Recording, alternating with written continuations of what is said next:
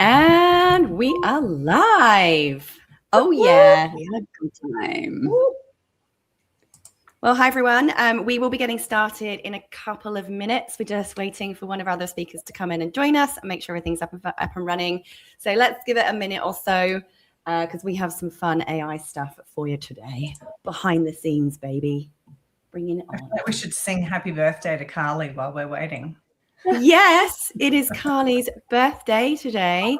How young are you today, Carly? 21 years old. Oh, 21. I'd love to say I'm 21.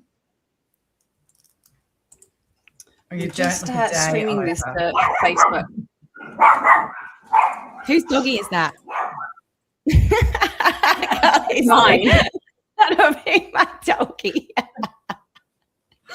I love it. See, this is real. We're all running. This is what's about. It's about being real, isn't it? And completely not prepared and always unorganized, but ready to go still. Love it. Well, the live stream's working. So, Kate, how about you take us off? Great. Well, welcome, everybody. My name's Kate Vandervoort from the AI Success Lab, and it is great to have everyone here today. I wanted to kick off just with a very quick how us crazy ladies are all in the same room together. You know, a little while ago, I did a rant on Facebook, which always goes well viral-wise, and my rant was about a trend that I was seeing, particularly from the tech marketing bro kind of side of AI, really attacking people, often women, for what was deemed to be or perceived to be a lack of knowledge or less knowledge, or they hadn't been around as long. And just this real sort of culture of tearing people down. And I know we all find that really irksome. But I was reflecting at the time, and it was other people that I saw them tearing down. They do it to me, but it doesn't faze me after however many years on social media. But it really struck me that this group of women in particular are amazing at collaborating and sharing and tagging each other in posts and sharing the love and collaborating. And just seeing everybody rise together. So I tagged all these ladies in the post and said, you know, are you seeing this too? And of course, everyone agreed. And then I just sent a message and said, hey, why don't we do a live stream and have a real, raw, unfiltered, unscripted, unusual conversation about what it really means to be a woman in AI in business at the moment. And it happens to be the week of International Women's Day. So the timing was great. And, you know, I've never met these women in person, but we've certainly connected online. And I just really value the culture that's being created here in Australia in particular amongst these amazing women. So that's why we're here. That's why you're here. We're going to do a quick whip around just who we are and maybe a bit about how we got into AI. So why don't I hand the mic over to someone else and we'll come back to me at the end. Go, Sarah. You choose who's first, Kate. Go, Sarah. I got picked. It's always the scariest going the firstest, isn't it? And that's, I guess, one of the things of our conversation today. We kind of are at the forefront. We are going first. We are being the future-oriented people if we are in AI, if we're doing tech. More about the statistics on that. But hello, my name's Sarah Cordner. I am a business coach. I also own a all-in-one business platform called Techmatics. I have been in the tech space now for about 15 years and absolutely love helping business owners just make their business a little bit easier, a little bit simpler, a little bit less hectic and hustle by bringing in some tech stuff and showing them that it's not as scary as we think. So that's me. And I got into AI purely through like an evolutionary process. I started my career doing teacher training, curriculum design, e-learning, and I was doing loads of e-learning development for organizations and companies and businesses. So I had to learn every single e-learning platform out there, which 21 years ago were very, very lumpy, clunky and ugly behind the scenes. And they weren't very functional and they were very complex and required lots of coding. So I kind of got exposed to tech 20 years ago in that e-learning space. And as time came on, people realized they had to market those e-learning courses. They had to market that training. And that's where, for me, as email marketing software, as other technology automation software started coming along, I just kind of kept picking them up as they came. So for me, just as each new tool comes, I've just taken advantage of being a learner, a skill that all of us have. And I've just jumped into everything and very slowly collected and acquired my AI knowledge as I've gone along. And for me, as a teacher first, every time I learn something new, I immediately share what I'm learning with other people as I'm learning it. So for me, I think when we're in the frontiers of something and we're doing something new, we don't have to be a quote unquote expert at it. For me, and I know we've all got slightly different opinions, believe that one of the greatest gifts we can give other people is the gift of knowledge. And all we have to do that is to share what we already know and what we're discovering as we're learning it. So that's a little bit from me, and I'd love to hand over to MG. Well, thank you. And I want to say thank you, Kate, for putting this together and bringing this group chat together, which was a lot of chaos and a lot of fun even before we've gone live today. So thank you for organizing this. And your rant that you had, I'm getting confused about saying rant and rant because I'm living in New Zealand, but I've been living in Australia for the last 17 years. I'm like, rant, the rant that you had was so accurate in that, unfortunately, in this gold rush that is AI, there are people that are taking that chip on their shoulder and being somehow offended by people that come into the industry relatively new. And that describes me because my background is not in tech. I am not a tech bro. I do not understand coding, but I now teach women in business how to implement AI into their marketing and operations and save at least 10 to 15 hours a week, because women are the ones wearing all the damn hats, and we need the space for the things in our lives that we actually started our business for. We started it for some kind of freedom, and then we got in and we went, oh my gosh, there's so many things I have to do that aren't even what I thought I had to do. And now AI can do so much of that for us. And so it is my mission to educate as many women as possible to use AI in their business. But like I said, background is not technical. Marketing was my first degree. And then I went and studied education because I hated corporate. I was like, I want to go change the world. We've already, before hitting live, talked about how we all want to change the world. And I thought education was the place to do it, and then got into the school system and was like, not quite what I thought it was going to be. But I taught for 7 years at primary school level and then a little bit in lower high school as well.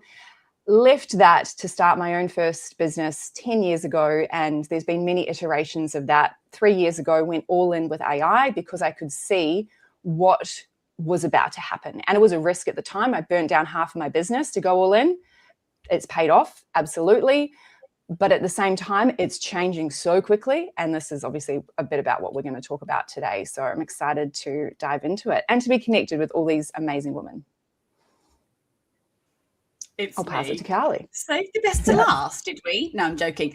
Honestly, being here with these three amazing women, and this is what I keep saying. I don't think now the time is about competition. I think it's about collaboration. And when people come together, we can create something bigger. I actually have a tattoo on my arm, and my sister has Alone We Are Strong, and I have Together We Are Stronger. And I've had that on my arm for, more than, I'm not going to tell you my age now. It is my birthday, but you guys do get to know. But, we are coming together because this is a bit of a boy fest. And there are lots of women that are all trying to wear the hats, as MG says, and trying to be the best person that we can be. And this comes round to why I called my company, and I have a tech company. We provide solutions for companies called Ethical Edge Solutions, because we want to provide ethical solutions where people can actually grow and use it for the longevity, not just fix for now.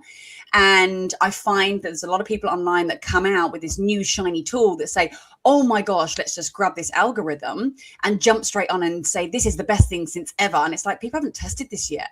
We're dealing with people's lives right here. We need to build and show people to the best of our knowledge, because it's moving faster than we can put on our underwear in the morning. But this is the reason why we want to get together, and we want to say, we get where you all are. We understand that there is so many things out there, and, are we doing the right things? Are we looking at the right options for our business? Are we putting our effort or our energy into the right places? Do we really know that for sure? No. My background isn't tech. I got my obsession for technology from working in the car industry for nearly 16 years. The reason why I say technology is because I was BMW. And we were always coming out with the forefront of technology, and I was absolutely obsessed.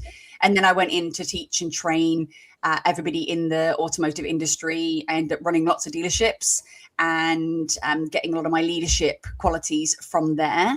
But this stuff that's coming out now, this is, and people need to stop kind of saying it, I don't think anybody's an expert, including me. We build solutions, and I also have an AI coaching group called Automate to Dominate.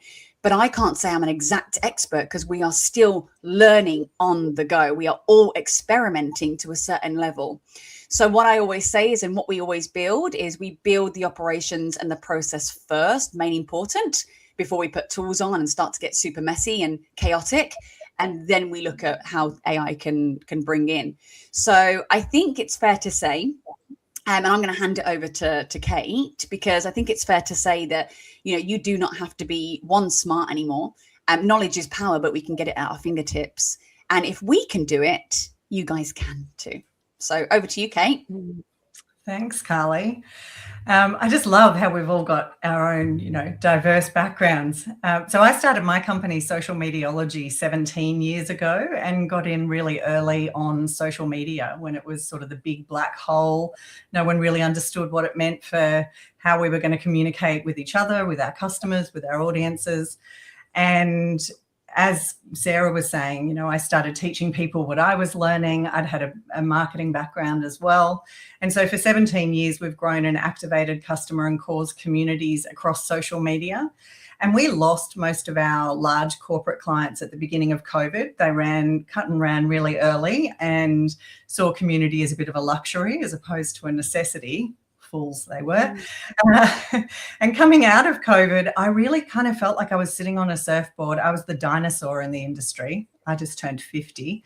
That I was sitting on a surfboard watching all these waves go past, just going, I'm so over social media. And if I have to teach one more person about social media, I'm going to drown myself in the ocean. So around that time, we'd started using platforms like Copy.ai, Jasper.ai, and I saw really quickly that AI was going to change everything about marketing and communications.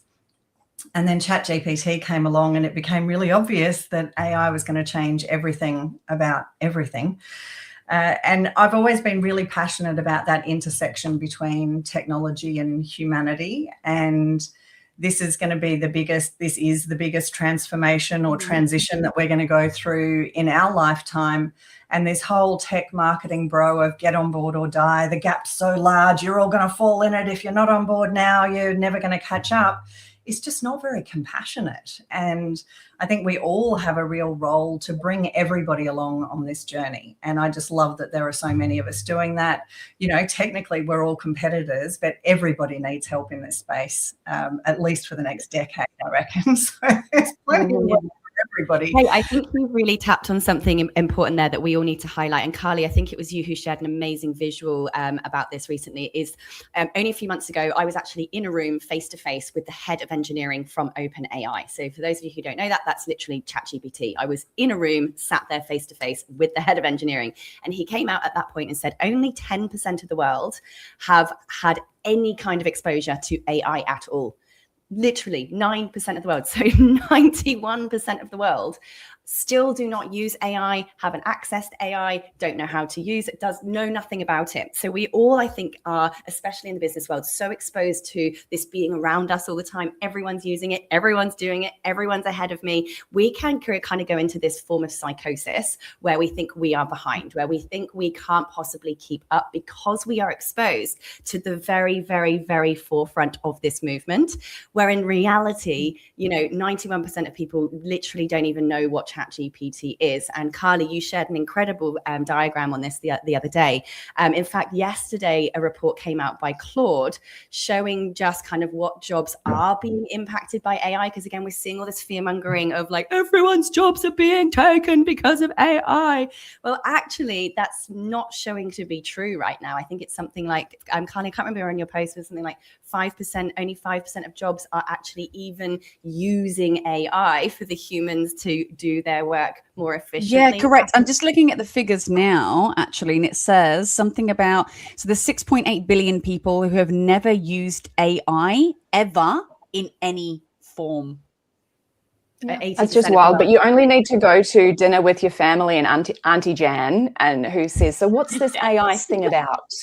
And you're like, wow. But what to add to that, Sarah and Kate and Carly, overall, it means that we do need an army of people to help educate, because the exponential curve of growth is going to impact all of their jobs, even Auntie Jan. And we need them to be across what it is that they need to know in order to navigate that, even if they're not ready yet. So it's I don't see there being any competition, because we actually need more people. We need more people using this in a way that they can educate others. And I'm just like welcoming anyone into my world, come and learn from me, and then go and teach others, please, because Auntie Jan needs to know. Yeah. And what was interesting about Claude's report that I noted is actually in terms of like future workforce, it is not like what people call the frontline blue collar type jobs that are going and are going to be impacted first. It is actually, here we are, International Women's Day, doing this Women in Tech call right now. It is actually mostly female jobs that are at the highest risk, because typically, and this is just coming out of the data, guys, typically it's women that are in more information processing, customer support, information typing, data analysis, research type roles that obviously is kind of the first and the easiest for AI to take over. And this is where, for us coming together as women, where we technically could all be seen as competition, we have come together like this little family of support to go, we have a responsibility, a moral responsibility, all of us, not just the four of us on this call today, to share what we're learning, to pass it on, to teach people so that we can become AI enablers, AI facilitators, AI engineers, AI creators, AI drivers, AI pilots, instead of finding ourselves, later on down the line, not knowing how to support this change in the workplace and in our kids' lives because we avoided it because it's scary, which it is, right? And the reality is, and I want to call this out, put your hand up if you feel overwhelmed right now by what's happening in the world of AI. I can't put my legs in the air. Ridiculous. I would do that, but I'm wearing a mini skirt. You don't need to see that. I'm not doing that either. But I call this out in every workshop and every, place where we're talking about AI, that it's really important for everybody to understand that everybody, even the tech marketing bros that act like they know everything, are all feeling incredibly overwhelmed. And I don't know about you, but we're in week 7 of the school term, and I don't know how that happened, but time is just moving so fast. There's this avalanche of all of these tools and platforms and strategies and all the things, and we're all feeling overwhelmed. So I think it's really important for everybody to understand that even those of us that live, breathe, eat, sleep this are also feeling overwhelmed at the moment. Last year I stood up at more overwhelmed. You go, Carly. Oh, no, you go. Okay. Last year I stood up at an International Women's Day, and I absolutely, you just gave me goosebumps then, Sarah, because I stood up because we obviously build solutions for companies. What I've been seeing is the admin jobs going. And I stood up and said, oh my gosh, I've had this epiphany. This is 12 months ago, by the way. And it's obviously sped faster now. But I was like, oh my gosh, like all the admin jobs I'm seeing being replaced. Like we are replacing all of the admin jobs. That's what we do. We go into businesses, we look at all their processes, we get all their bottlenecks, and their bottlenecks are usually admin, right? So it's the first thing that you're going to automate. And that's normally women. I mean, it is women most of the time because we're really good. Give something to, you want something done, give it to a busy person, usually a woman, right? And we're really good at multitasking. We're really good at doing all of the things. So I was actually seeing this being replaced, women being replaced. And that was a huge thing that I'd mentioned last year. But then also what I've been seeing, just to put a little bit of Carly optimism in there, is I'm actually seeing now women being part of the journey when we're building something. So I'm like, our strap line is, we don't replace humans, we put humans in the best places. And I'm seeing women jumping on here and helping us create this process, now overlooking the AI and the automation, actually going up in their job, right? Because they're learning the thing, they're learning how to actually go, okay, we're now not going to be doing our admin job. Yippee do, nearly swore there, yippee do, okay? No one wants to do the admin, and now I can do it 10 times faster, but now I'm overlooking the AI. And I think that's the most amazing thing. And what MG said is that you all need to learn, and everyone teaches slightly different anyway, but you need to jump on and start learning however it may be, because it's not the left behind I think people have to worry about. I think it's the people in your job are going to be looking towards the people that do want to learn about this stuff, and they will put them in the places, as I have seen firsthand, to help implement them.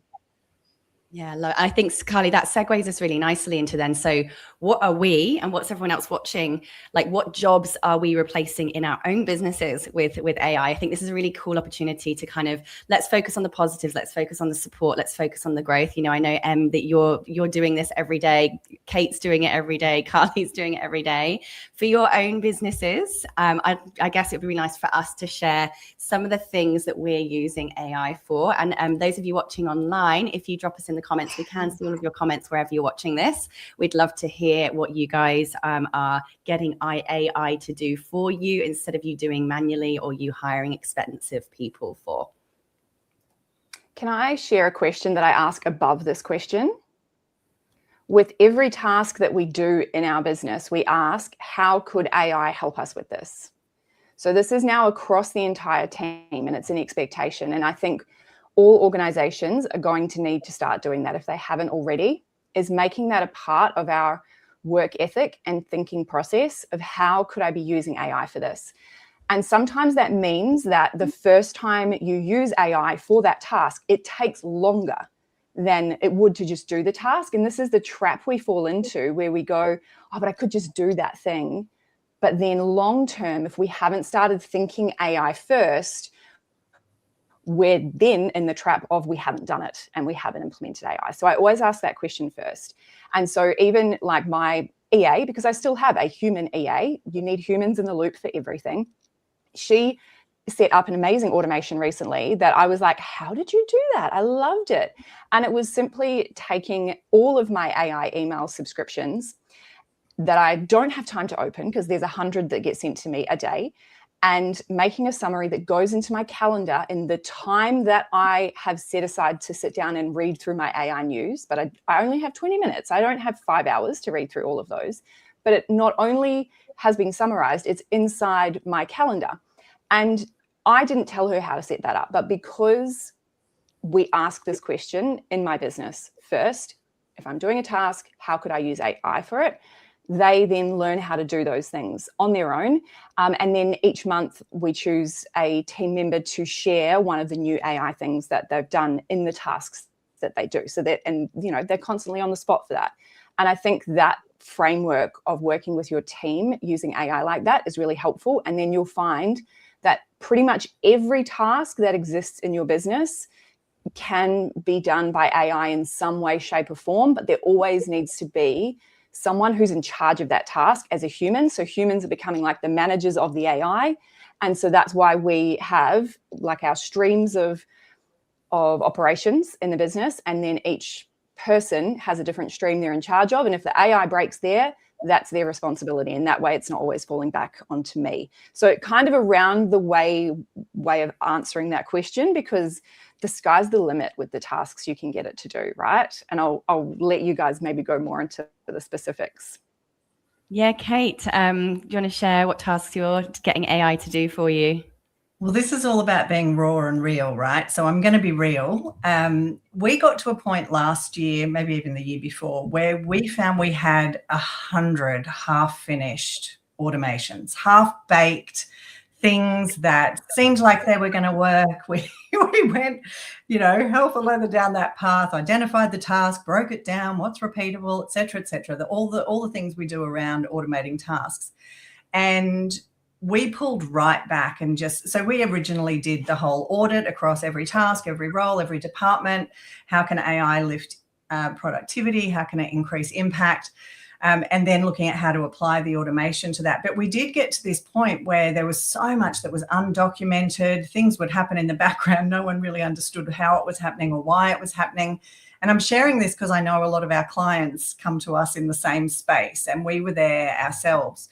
But we've come right back to where is the most natural place for AI to play a role, and we will only go down that path now when we can complete an automation or complete a process beginning to end. So we kind of have an audit process that we do before we dive into the automation side of anything. But we're actually hiring people, and in our elite membership we're now launching a accrediting coaches program, because I can't do all the coaching, all the demand that's coming in.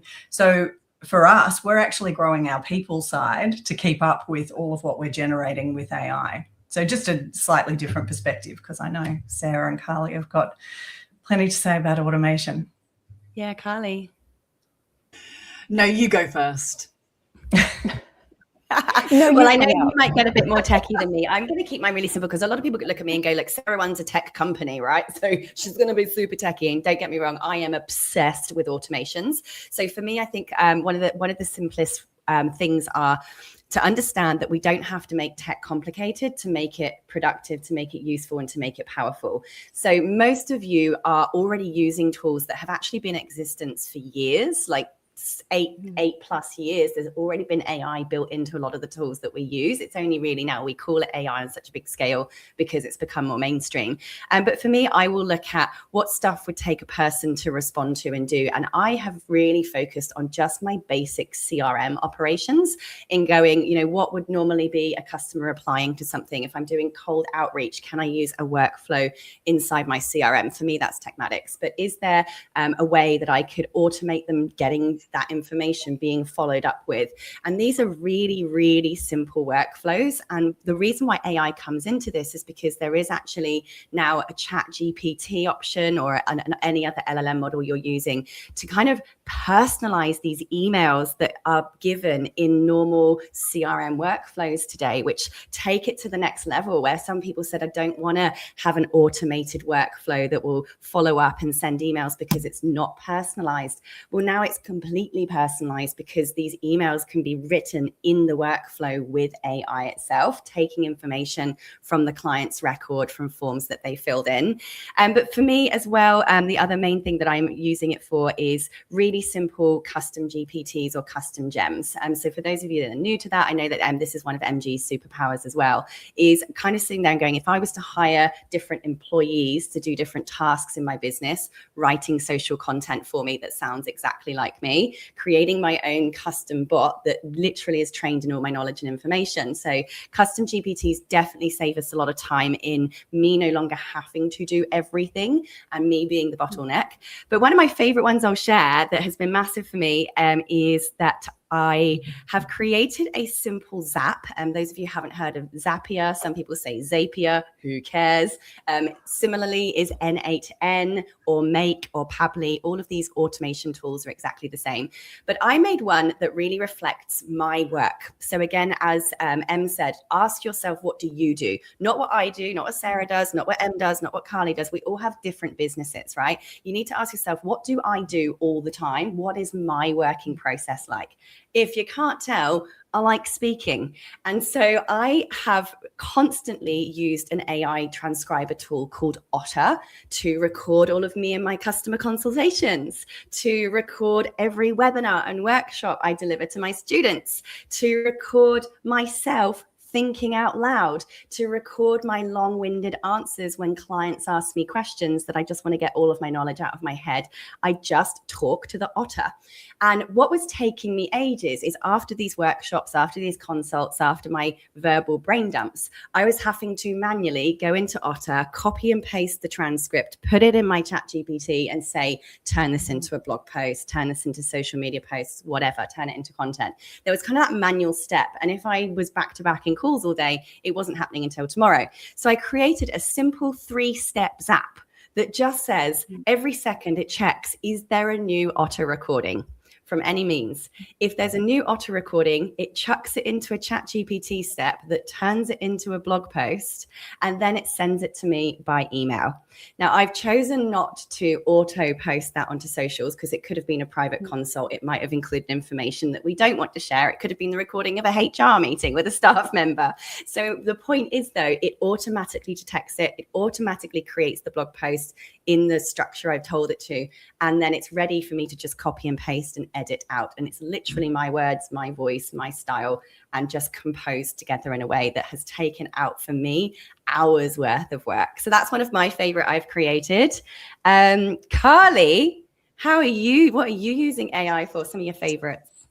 Oh gosh, I mean, we don't have that long, but naturally having a company where we're building solutions, I want to try things myself just in case we can provide something that's much better. So I have everything, to be honest. And yes, we can get massively overcomplicated because I really cannot recommend something unless we've tried it.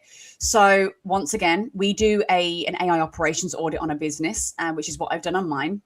And we do that for other companies. And the reason we do that is to map out a process of a company. Okay. So there's basic elements of a company and how a company should operate. So essentially what I try to do is I try to look at all those different avenues and think, okay, where and what can I use tasks to incorporate into AI? A bit like MG does, I think.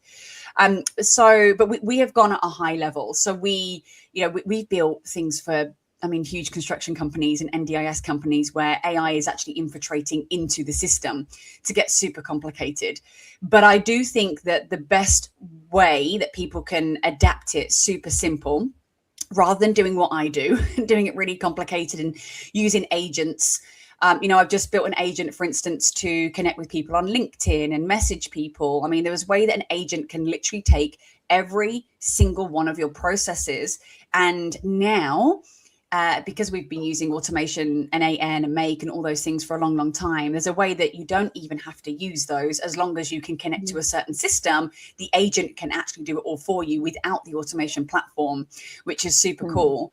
But I think the best way that you can do something and tackle something, which is what we've sort of taught for a long time, is there's two different things. I think Claude is amazing if you want to jump on and just speak to code. This is the most, you can actually speak to it now. It can use your voice. And it's the best thing to try something that you don't know that you didn't know that you could do. And you don't need to be techie at all. So yes, the tasks, you could genuinely get it to, and if you don't use Claude, go to ChatGPT, use a prompt to get all of your information out of it and flick it across to Claude. That's another conversation. But you could say, what are the tasks that I do that you could automate, get it into a document and flick it into Claude Code and say, build me a dashboard and sort this out. Literally, like talk to it. And you could actually get all of your tasks probably automated. And at a high level, that sounds super overwhelming. And that's why when we do an audit, we break it down into different processes. Otherwise, like Kate said, you'd never get anything done. So slowly catch a monkey is what my mum used to always tell me. Don't try and take everything on, Carly. Slowly catch the monkey. And I think my monkey's out of control right now, swinging from every tree possible. But I do think that trying is the best thing that you can do, but do it for your specific business. See, I'm going to give you a task that I do that I automate, but you might necessarily not need that. And I think that's where we start going, oh no, Jeffrey's doing this and Kate's doing this and Sarah's doing this. My automation on marketing, for instance, is automated. I do a post once in a while to say, hey, here's my human. AI avatars, we can talk about that. Everything is an AI avatar pretty much of me online. Why? Because I don't want to spend the energy and the capacity to be online. It really drains my energy and I don't like it. So I automate it, being real and raw with you all. I hate being online. I know, I said it. What, could you imagine me? This is why I automate it. I automate it because I really don't want to put my face on there and going, hey guys, it's me. Welcome. Happy Wednesday. Oh gosh. I get it, but you can automate that and move on. So automate just one thing, pick something in your business. And I saw Louise just said that she used her email. I got a lot of my people that we coach to use Comet, Perplexity, when it was, cool back then, and obviously things change, and they implement it into their email. And then it does all your emails for you. It can connect everything. And now Google has a similar thing, not quite as good. But I think just work out maybe just 10 things, 10 processes that you do. And like Kate said, just focus on one and go, great. And ask AI, what could I do to automate that? And just focus on that for 30 days, nothing else. I think that is a better thing to do than copy what somebody else does. Yeah, I love that. Thanks, Carly. Can I add in too? Sorry.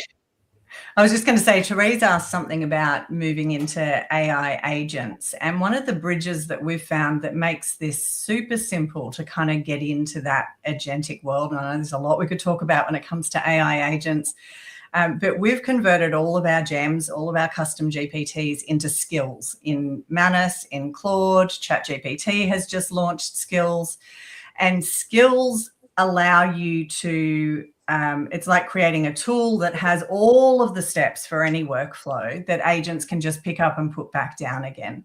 And so if you've got really awesome gems and custom GPTs that are working really well for you and you turn those into skills, it's a really natural bridge into more of that agentic AI. So cool. And AI can help you do that. I mean, Manus is one of my favorite tools, and literally at the end of every amazing workflow, you just press a button and go turn that into a skill. And then every time you're doing that workflow, if I add something else in, it goes, oh, do you want me to update the skill? And I go, yes, please. And so it's just constantly refining and updating itself and you know, automating those processes that used to take so much time. Because even with gems and GPTs, we were still having to manually move things from here to there. And, you know, yes, you can automate a lot of that stuff, but a lot was still very manual. So I just say that because I know Therese asked a question about agents, and I think that's a really natural bridge. And I really want to come back to the reason why you started this, Kate, if you don't mind, because sometimes when there's a lot of, we call them tech bros, they're out there, and whether they're females or men, but probably men, but they're out there and they're saying the things. Sometimes when you're commenting, you can be made to feel stupid if you don't know something. And I see this a lot, and I'll be completely open with everybody here because that's what I'm like. I don't comment on things to ask for help, because I don't. I actually spend more time. And could I go and get the help and ask and get it quicker? Probably. But I don't, in order to save face, because I am meant to know this information. So some people come to me and say, hey, Carly, what's this tool? And I'm like, oh, no, I don't know. And I'm like, now I've got to go and find out what this bloody tool is. But someone may have spoken about it, but I'm not going to go and ask him, because I'm like, I'll sound so stupid. They're going to look at my profile and think, well, she should know that. And I'm like, well, I don't know everything. I wish I could. When they get the chip in the brains, like, I'm definitely going for one of those. But for right now, I don't have that information. But I just wanted to ask everybody out there, because I feel like we all feel the same way. We don't want to put ourselves out there sometimes for just in case we feel silly. Is there any questions that you guys have got that you feel silly asking anybody else? You can ask us, because we won't make you feel like that. Yeah. Share your questions in the chat. And thank you for sharing that. Yeah. Because it's so true. I feel exactly the same. Like, I'm always curious to see what, you know, all of you beautiful women are up to and other people in the AI industry. But then I'm like, what if someone sees me comment the keyword on that person's post to find out what they're sharing? Like, and then they go, MG should know this already. I completely have the same experience. But I think when we are able to overcome that collectively and share, and that's what's so beautiful about this, is us sharing this as a collective, right? There is so much power in what we can achieve as a collective from that.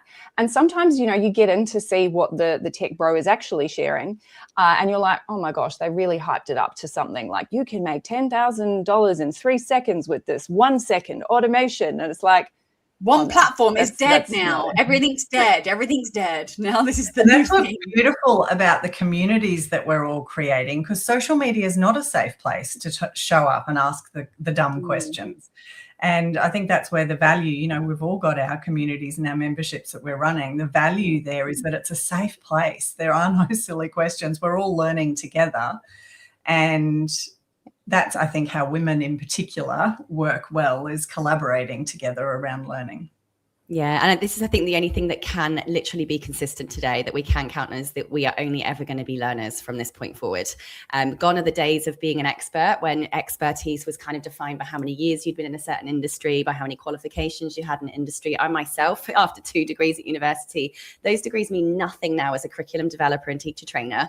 Like that, everyone can go write their own curriculum now, and my free GPT I've created. You know, I think the only thing we can truly, truly rely on and accept is that we are now permanent learners for the rest rest of time. And we just have to expect that. That's the uncomfortable state of learning. And we do have a few questions that are coming through. And there's a couple of things that I want us to touch on before we finish up, because we've only got 20 minutes left of the session. But this really, I think this is a really quick answer that Nicole's asked about. What is the difference between an agent and skills? We've mentioned both of those before. I don't know if anyone else in the room will answer this differently, but for me, it's a bit like the skill is the task description, like the task description, the standard operating procedure that you would give to the person. The agent is the digital person that does it. That's my description. Does anyone else want to add to that? That's a perfect description. Pretty Perfect straightforward. description. The other question that came up, a skill also includes examples, templates, tools, scripts that actually run processes. So it's kind of a little package of goodies that an AI agent can get a full briefing on everything that's necessary to do that task. Yeah, think of it as the instructions that you would give to a human being to do a job, essentially. We had another question come through from Therese, and a couple of other people asked this because we're all running AI service businesses or businesses that provide services. And the question is, this difference between going and learning it for ourselves and figuring it out for ourselves, which obviously is important for all of us because we all value and appreciate learning because we're teachers and we like to then teach it to other people. You can only teach if you've learned first. But for those of us who are actually engaging AI staff or AI freelancers or AI employees in terms of actually human beings who are managing, implementing, creating, monitoring and piloting the AI. The question was, where are all of you getting your staff from? I'll just quickly answer mine. For me, we like to have our own in-house staff. So we put out job descriptions. We actually advertise all of our roles on our website. And then we share that website page with the careers and the jobs available in all of the places that we know those techie people are hanging out. We also will put up ads on platforms like Upwork and have people apply to come and work for us because we like to manage our skills and train our skills and evolve those in-house. So for me, that's my answer. Everyone else, how are you getting your staffing and your specialists and your service providers in this space? We post in Facebook groups where we know there's a lot of freelancers and a lot of people who, there's one female group in particular that I know that we're all in, that I'm actually quite surprised. I know I hate the name of the group because I actually don't drink wine anymore and I'm actually quite we got that group. We did that one. It gives us all trauma. I'm traumatized. But what I'm finding really, and I'm not meaning to divert the conversation here, so we'll come back, but I'm finding it really interesting, the freelancers at the moment that have their head in the sand around AI. AI could never do what I do, and I'm a human, and I'll always run ads, and they're always going to need me. And I think for me, I'm looking for those freelancers who are flexible, adaptable, have gone through kind of the marketing digital transformation phase, which is often older women in particular, and looking for people who are just really keen to learn, because I want the people in our business to do AI in the way that I do AI. So I'm not necessarily looking for AI experts to come in and put the cat amongst the pigeons, but more people who want to come in, bring their skills, and then learn how to do AI really efficiently and effectively in our business. Love that. And Carly? Yeah, I have a bunch of different teams that do different things.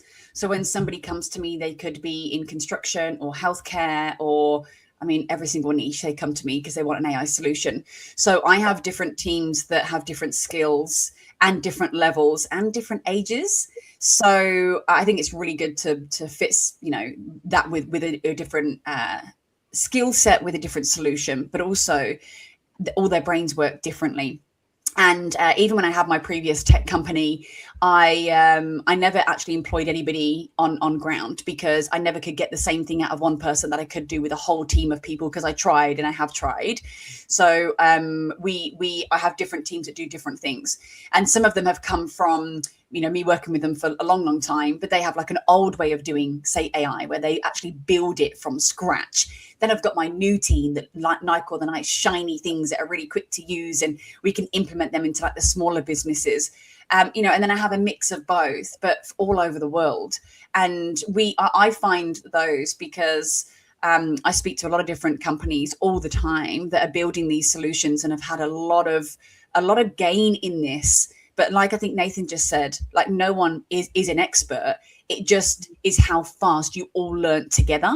So I've got a really good team that do both AI and implementations on a huge level, like Guinness Book of Record level, right? The whole team, they've got like a team of learning and a team of doing and a team that collaborates. And that's how we're being able to offer the solutions but it's not easy.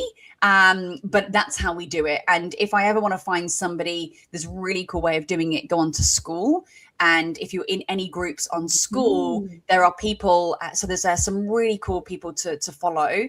And they actually have people underneath that say, hey, I'm either looking for a job, or you just type in job into the school network and you'll see. And the cool thing is, what I always like to do is I like to see what other things they've posted. So you can see the other comments that they've posted in other people's groups to see whether they're good or not, because sometimes you can see one person's post will say something and then they'll say something else on another place and you'll be like, oh, that's a bit So you can really set out the skills, message them and see if they're good, a good fit.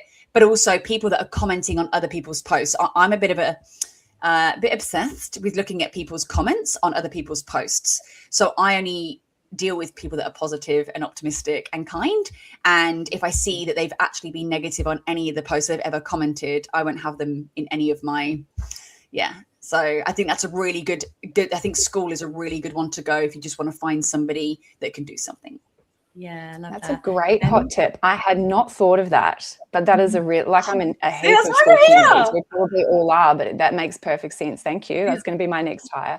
I don't think my hiring process has changed from the front end, but the back end interview process has changed, and then onboarding and culture inside the team. And I've got a small team. There's only me plus 4 part-time people in my team, and it's a matter of doing exactly like what you said, Carly, outside of school, and just having those conversations about what they're using, how they think about AI as well, and their learning process, because we are all learning all the time. And as Sarah said before, we now are committed lifelong learners, and that has to be one of the main qualities of anyone that's on my team.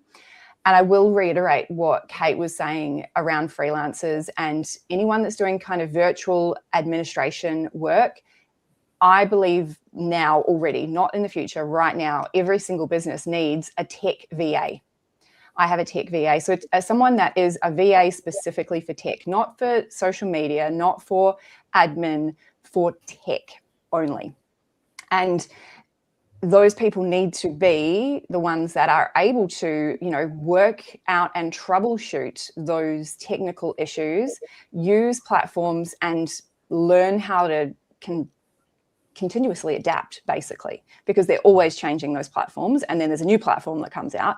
So it's like having someone in your team that is able to be across that way of thinking, implement it, and then share it with the rest of the team. And there's not enough tech VAs out there right now. There's a lot of VAs that are still burying their head in the sand about AI in general, worried that it's going to take their jobs, and to a degree it will if they're not upskilling. And so, again, a lot of those people are women, and that is a genuine concern, that if you're not using it, that there will be businesses that go, actually, we need someone that's across this. And I know that's what I would be looking for personally.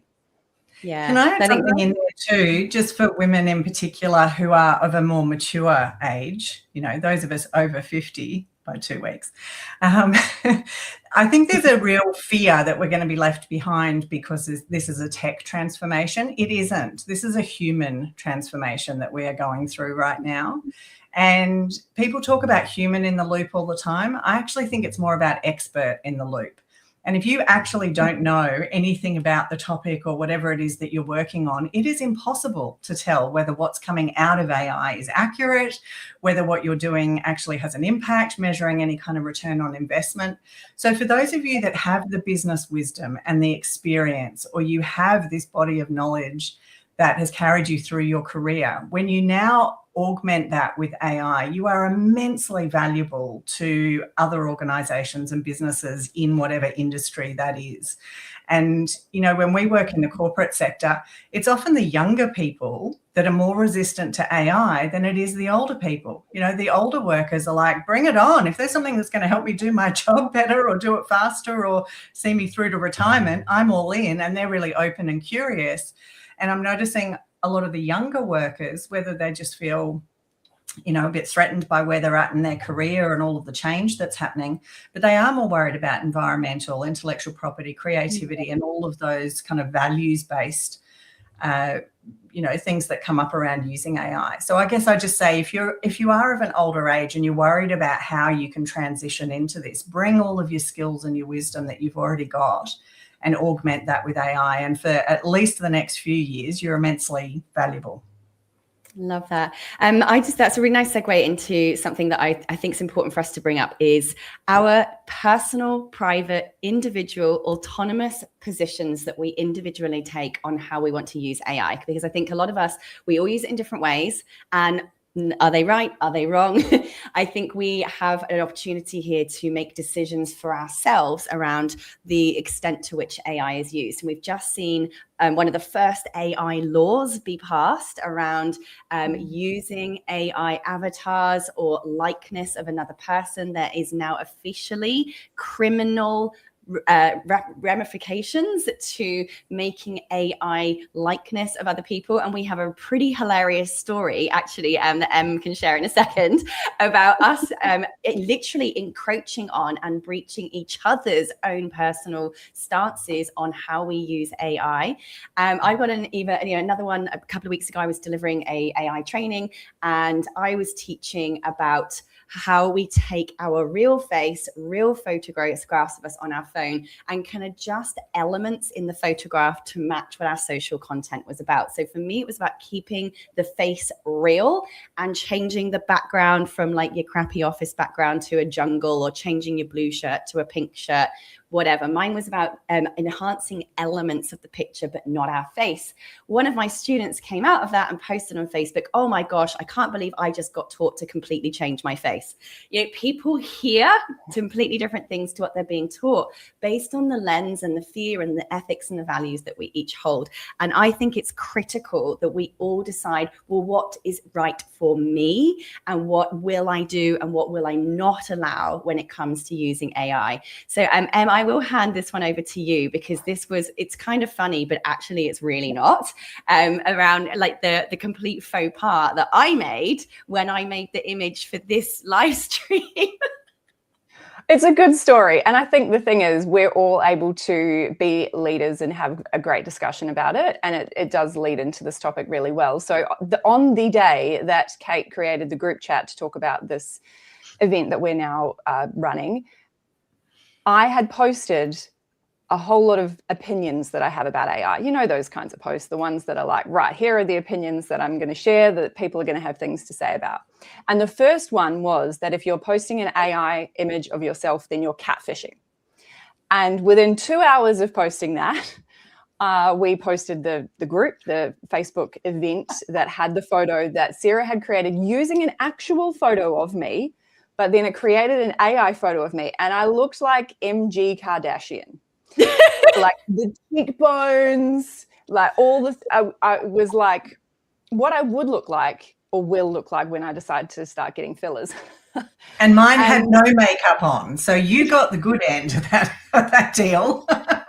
Weren't your boobs really big or something like that? No, that was in the second picture that the second Sarah then created with me eating her dinner. So it like went down many rabbit holes in that group chat that night, because I was like, I can't share this because I've literally just shared about the AI catfish, and now I'm sharing this, and it's so obviously not me. And I think I've found that AI generated images do not seem to recreate my face very well anyway. And so it gives me the ick. And then when I do see other AI generated images that are clearly AI generated, it gives me the ick and it loses connection. And so that is essentially where I stand on it, is that I, at this stage, feel like it is risky because it can help you to lose connection. That's not the right word, but it can it's risky in the sense that if it creates a disconnect, then that's not great for your personal brand or for your marketing. However, it's gotten a lot better over time. At the same time, legislation is changing. So this is something to be aware of and to discuss, right, around legislation, because what if you build your entire business off an AI avatar and then, or all of your content, all of your courses, and then there's legislation that comes in to say you can't do that anymore? And where does that make you stand? So I think it's something that is an ongoing discussion while the technology is getting so much better and there's no avoiding AI imagery, visuals, video, movies, all of the things.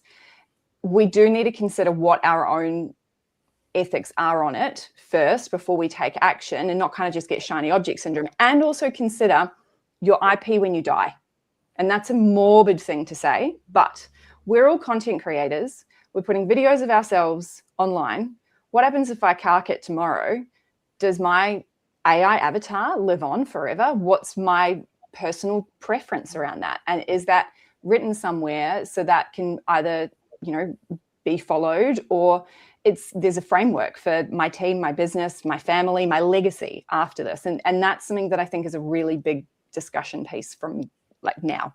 Or from I love the way that you think about it, because, and everyone, me and MG are clearly the quite opposite. And I have so much respect for MG and what she does, and even if she doesn't like it, that doesn't bother me. And even if someone does think something, I think that we shouldn't be bothered about what other people think, right? It's all about our own ethics and our own, and I actually spoke to my team after we had this message, because it was funny, because I'm like, oh, just, AI me up. Like, I don't care. Like, if you put me anywhere, it doesn't bother me at all. If you're going to give me free marketing and use my image, and I'm going to be there and here and everywhere. And to put it, bluntly, that's exactly what Kim Kardashian did in a not so great video. And that's how she made her fortune, actually. But the thing is we have different understandings on what we think AI avatars would do for us personally. This isn't about what anybody else should do. It's us personally.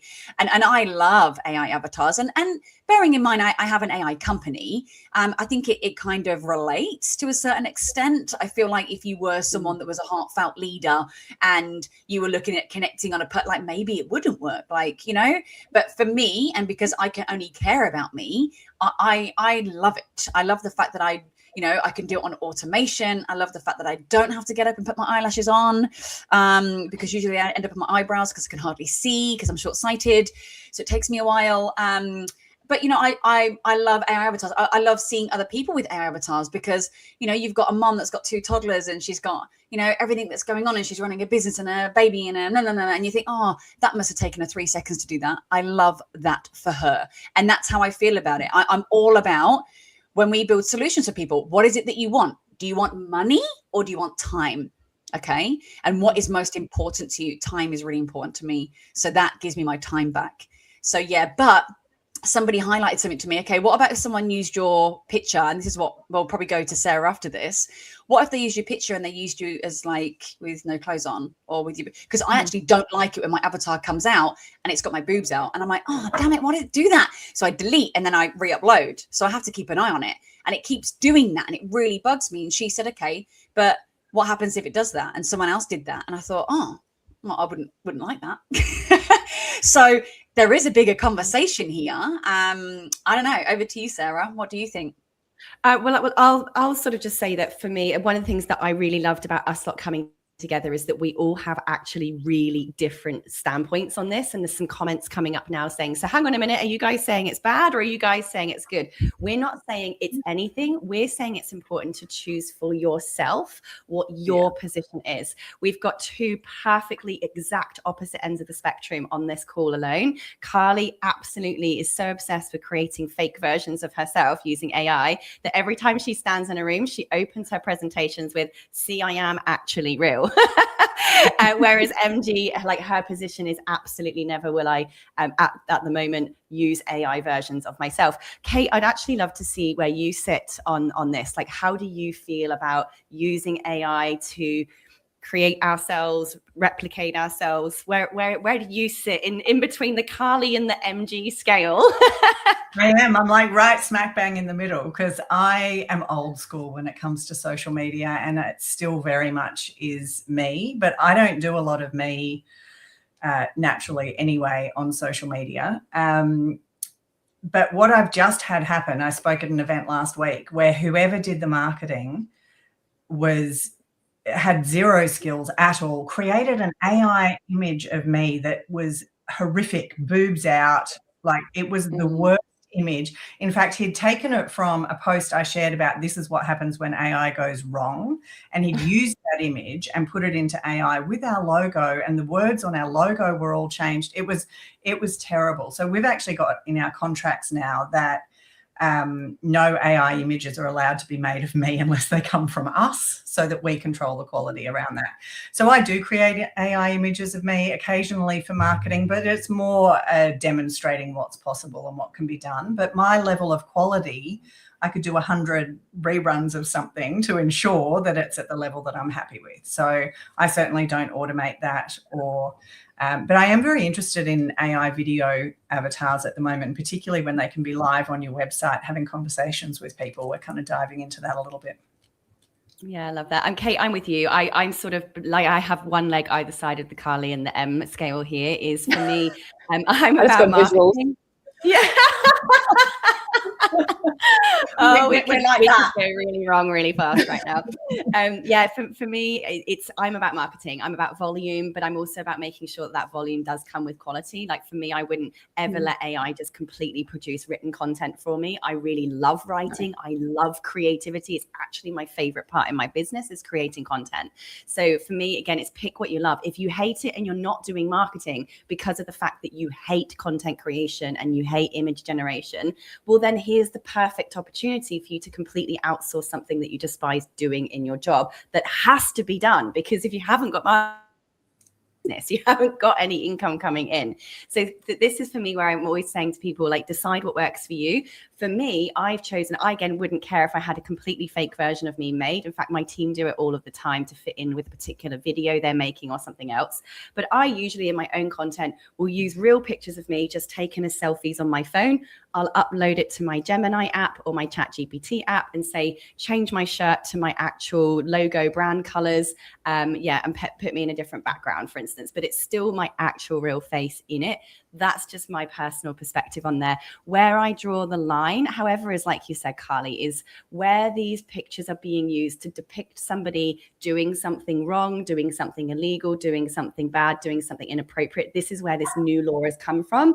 Then that actually does cross the boundary into an unethical and in fact now an illegal use of that imagery. And you shared something a little bit horrific this morning that I don't know if it's really appropriate to share today, but kind of touched on the fact that even people now are creating children with AI, and how we all feel about that is obviously another can of worms that at the moment with 1 or 2 minutes. We won't open that can right now. We won't open that can today, but I think we all can sort of understand where that's going. So look, a final couple of questions here is, we do have people again just asking, like, what's the best tool for this? What's the best tool for that? Do we end on that, or is there anything that actually each of you ladies would like to kind of wrap up or bring to the table? In fact, let's actually hand it over to the experts.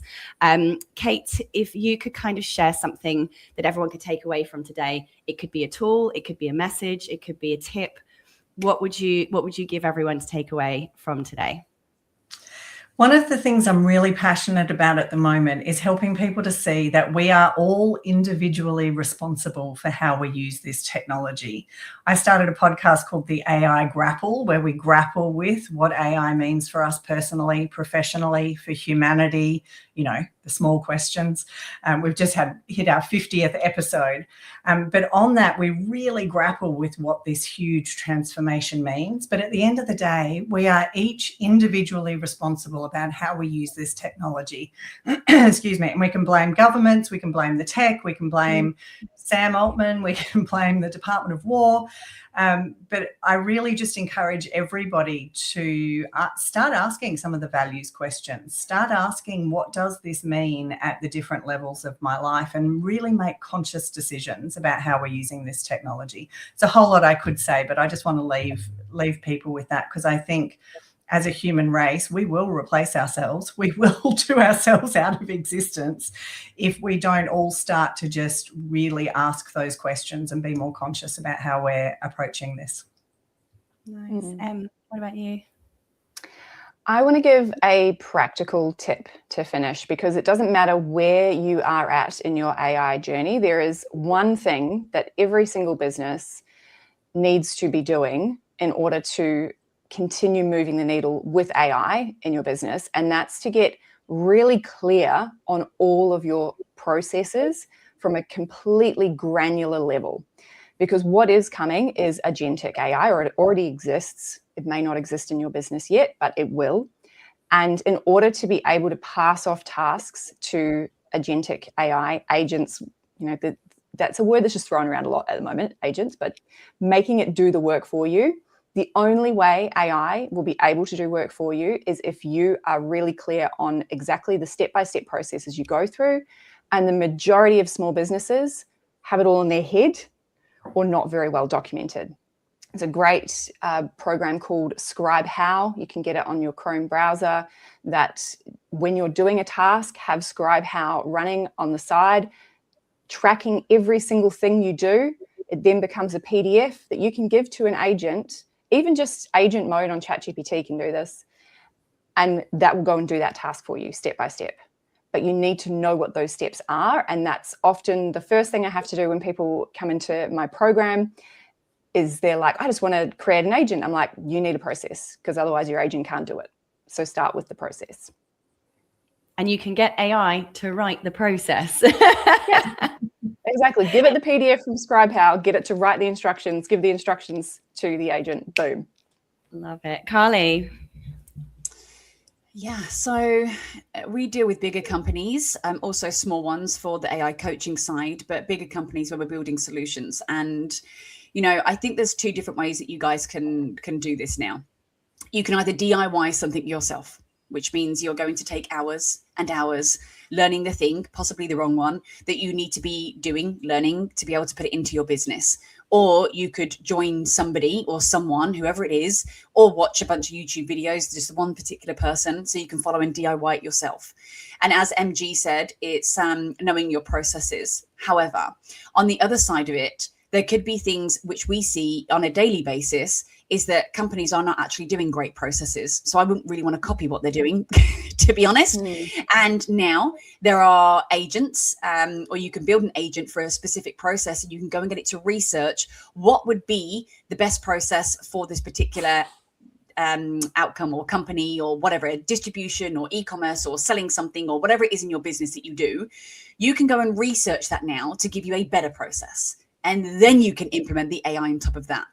So, we can use our brains, and I will encourage you to always ask questions and not feel stupid, because we have, my dog has just asked a question and you feel stupid. And keep asking questions and keep feeling stupid, because it's the only way that you learn. I just screamed then. Did you see that? It's the only way that you learn, and you cannot grow if you don't take the knowledge on. So either DIY it yourself or get somebody in to just get the shit done. Stop putting it off though, because in the next 12 months, if you don't have something to do, or you don't have something to learn, or you don't know the exact process of where you need to go in your business, you will get left behind and you will leave money behind on the table. So don't do it. It's there for you. People are there for you. Companies are there for you. Or just be really committed to one thing and get that one thing done, like a certain task or a certain automation, and start seeing the productivity coming from your actual learning and doing. That's what I would say. I love it. Yeah, like I'm a teacher and I love to give away practical tips, but actually I think I want to end with something here, which is you are not behind. We can talk about already today, only 10% of the world even are in any way using AI. Can we also just acknowledge the fact that 25% of the planet still don't even have the internet? So when we sit here thinking we're behind, is we are comparing where we are at right now compared to how we think other people are. And all other people are like us experts are just obsessively learning every single day and becoming excited by the acquisition of knowledge that comes in. So for me, I have personally put aside time in my diary, just as Em mentioned she does this morning. I know Kate and Carly do exactly the same, to learn. So we all sign up to every single AI newsletter that's out there, right? Everyone says emails are dead. They are not. They're the first things I read in the morning. I just sign up to every single newsletter of whoever's teaching the thing I want to learn. And in the morning, I will just go and scroll through that. When I go to the gym, I will go to the treadmill and shamelessly stick my phone on the treadmill and I will watch a YouTube video on the latest AI thing that's come out, because none of us here on this call or all of the other amazing AI teachers and educators out there fell out of the womb knowing any of this stuff. All we're doing is simply sharing what we are learning as we are learning it. And when you understand that all you have to do is learn something and do it, learn something and do it, learn something and doing it, you are not just in the 9% or the 10% of the world using AI, you're in the 1% who's getting results from it. So keep going. You are completely at the front of this industry. And I look forward to hearing everyone's questions. I look forward to hearing what you're all using it for. And just in terms of connecting with each of us on social media, we've all tagged each other in these posts. We will go back and edit the posts and tag each other in the comments. And we welcome you to reach out to any of us privately to answer any of your questions or see how we can help. Everyone here provides their own education, consulting, coaching services in this space as well, all quite different. So we all recommend that you say hello and get in touch and follow us and stay connected. So thank you very much. If people want us to do this again, like, did they enjoy this? Like, is this what people wanted to hear? Is this good? Because we only know if we're answering your questions and giving you what you need, you know, otherwise it's just a bunch of waffle, isn't it? And none of us have time, remember? Time. So is this good? Was this helpful? I would really love to know if this is something that people would want to actually know and hear about more, and whether it's send your avatar next time, Carly. This is an avatar. Okay. Me and Sarah did do quite a good dance on stage once in a robot outfit. I'll have you know, we are good robots. Dressed as robots. Yeah. So we were actually avataring the avatars. Well, I'm thinking we're getting a resounding hell yes. So thank you all so much for giving it a time to join us all today. Really appreciate it all. Keep learning, keep growing, keep going. You got this. Woo! Thank you. See you, everyone. Thank you.